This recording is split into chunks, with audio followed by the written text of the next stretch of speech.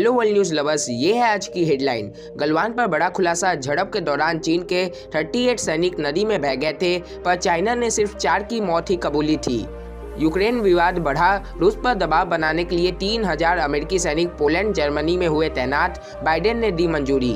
Winter Olympics में dragon का खेल। चीन ने गलवान में भारतीय फौजियों के हाथों घायल हुआ जवान को टॉर्च बैरियर बनाया। अमेरिका ने जताई आपत्ति।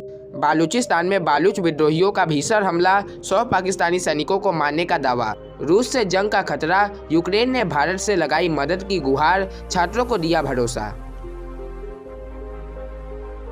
पूर्वी लद्दाख की गलवान घाटी में जून 2020 में भारतीय और चीन सिपाहियों के बीच हिंसक झड़प में चीन के 38 सिपाहियों की मौत हुई थी। इस बात का खुलासा ऑस्ट्रेलियाई अखबार द कलेक्शन में प्रकाशित खोज रिपोर्ट में हुआ है। यह संख्या चीन की तरफ से बताई गई संख्या से 9 गुना ज्यादा है।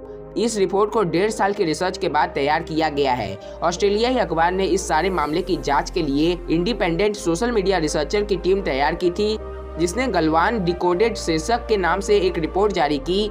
एंथनी क्लान की अगुवाई वाली सोशल रिपोर्ट में बताया गया है कि चीन की पीपल लिबरेशन आर्मी यानी PLA के कई सिपाही उस रात गलवान नदी में बह गए थे।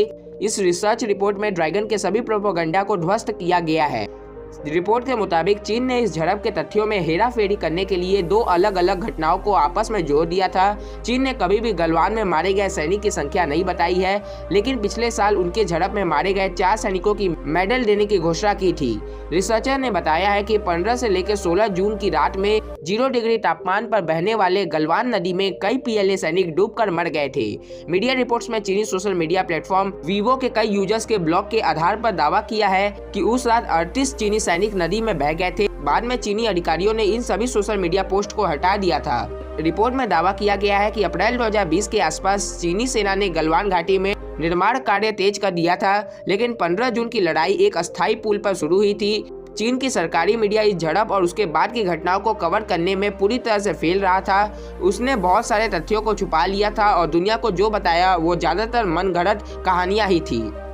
अमेरिका के राष्ट्रपति जो बाइडेन ने यूक्रेन विवाद पर एक अहम फैसला लिया है। बाइडेन ने व्हाइट हाउस में पेंटागन के ऑफिसर के साथ एक इमरजेंसी मीटिंग के बाद 2000 अमेरिकी सैनिक के जर्मनी और पोलैंड में तैनात करने का आदेश दिया है। रिपोर्ट्स के मुताबिक अमेरिकी सैनिक बहुत ही जल्द इन देशों के लिए रवाना हो जाएंगे। बाइडेन का फैसला इसीलिए अहम हो जाता है क्योंकि अमेरिका और रूस के बीच यूक्रेन मसले पर बातचीत अटक गई है। दूसरी तरफ रूस यूक्रेन को 3 तरफ से घेर रहा है। अमेरिका और नेटो को आशंका है कि रूसी सैनिक बेलारूस की सीमा से यूक्रेन पर हमला बोल सकते हैं। यहाँ करीब 13,000 रूसी सैनिक तैनात हैं। इस बीच ब्रिटेन और कनाडा ने भी अपने और सैनिक यूक्रेन भेजे जाने की मंजूरी दे दी है। रूस भी लगातार यूक्रेन बॉर्डर के पास मिलिट्री डेवलपमेंट कर रहा है। जारी की गई एक सैटेलाइट इमेज में इस बात का खुलासा हुआ है। इसमें क्रीमिया से लगी यूक्रेन बॉर्डर के पास रूसी मिलिट्री के नए इंफ्रास्ट्रक्चर डेवलपमेंट नजर आ रहा है। डिफेंस एक्सपर्ट के मुताबिक सैटेलाइट इमेज से पता चलता है कि रूस ने यूक्रेन के उत्तर पूर्वी और दक्षिण की सीमा पर घेराबंदी की है। ताजा फैसला जर्मनी और पोलैंड में अमेरिकी सैनिकों की तादाद बढ़ाने का है। खास बात यह है कि जर्मनी में पहले ही 1000 अमेरिकी सैनिक और फाइटर जेट मौजूद है। अब पोलैंड और रोमानिया में भी सैनिकों की तैनाती की जा रही है।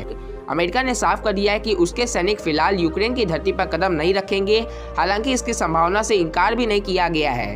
पेंटागन के प्रवक्ता ने कहा कि अमेरिकी राष्ट्रपति रूस को साफ बता देना चाहते हैं कि अमेरिका किसी भी सूरत में यूक्रेन को अकेला नहीं छोड़ेगा। चीन विंटर ओलंपिक गेम्स 2022 के बहाने सियासत करने की कोशिश कर रहा है। यह खेल 4 से लेकर 20 फरवरी के बीच बीजिंग में होगा। इसमें एथलीट के साथ एक सैनिक को भी शामिल किया गया। इनका नाम फाबाओ है।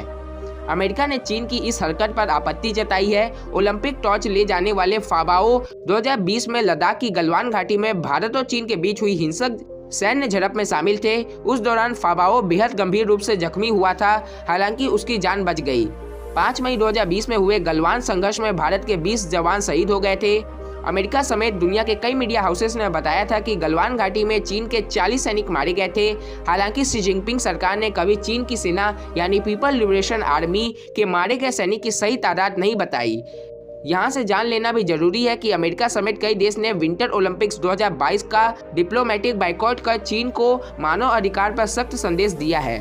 पाकिस्तानी सैनिकों के लिए काल बन चुके बालूच विद्रोहियों ने बालूचिस्तान प्रांत में पांजगुर और नासुकी इलाके में फ्रंटियर कोर और सेना के एक ठिकाने पर भीषण हमला किया है।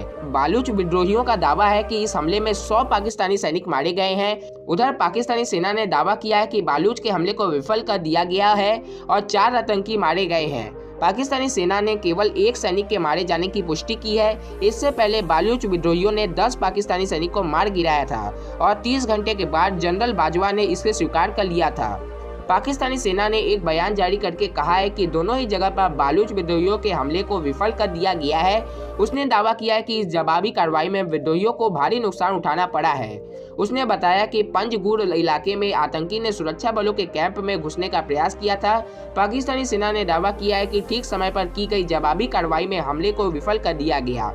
फ्रंटियर कोर ने भी माना है कि उसके कैंप के पास 2 विस्फोट हुए हैं और गोलीबारी जारी है। इस हमले की जिम्मेदारी बालूच लिबरेशन आर्मी ने ली है। BLA ने दावा किया है कि हमले में 100 पाकिस्तानी सैनिक मारे गए हैं। BLA ने दावा किया है कि पाकिस्तानी सेना ने इस हमले के बारे में मीडिया में खबर प्रसारित करने में रोक लगा दी है। इलाके में इंटरनेट और फोन को बंद कर दिया है।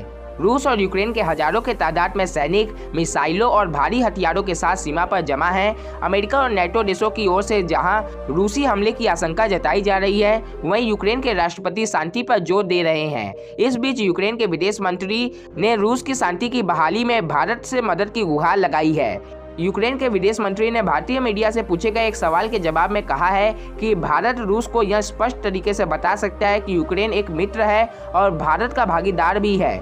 यूक्रेन विदेश मंत्री का यह बयान ऐसे समय पर आया है जब भारत ने कूटनीतिक तरीके से ताज़ा हालात के शांतिपूर्व समाधान का आह्वान किया है। भारत ने संयुक्त राष्ट्र सुरक्षा परिषद में यूक्रेन मुद्दे पर हुई वोटिंग में दूरी बनाई रखी है। माना जा रहा है कि भारत इस मुद्दे पर किसी भी पक्ष का समर्थन नहीं करना चाहता है। अगर भारत रूस के पक्ष में वोट देता तो इससे अमेरिका समेत कई पश्चिमी देश नाराज हो सकते थे। वहीं अगर भारत यूक्रेन के समर्थन करता तो इससे रूस के साथ रिश्तों पर और गंभीर असर पड़ सकता था। ऐसे में भारत ने बीच का रास्ता चुनते हुए मतदान से दूरी बनाई रखी। यूक्रेन और रूस के बीच इस समय युद्ध जैसे हालात बने हुए हैं। रूस ने अपने सीमा पर 1 लाख सैनिक को भारी हथियार के साथ तैनात किया हुआ है। वहीं यूक्रेन भी अमेरिका और बाकी नेटो देश के हथियारों को रूसी सीमा पर भेज रहा है। तो दोस्तों ये थी पूरी अपडेट। आपको सारे अपडेट के ऊपर क्या कहना है कमेंट करके जरूर बताइएगा। और अगर आप ऐसा न्यूज़ देखना चाहते हैं तो हमारे चैनल को जरूर सब्सक्राइब कीजिए। जय हिंद, जय भारत।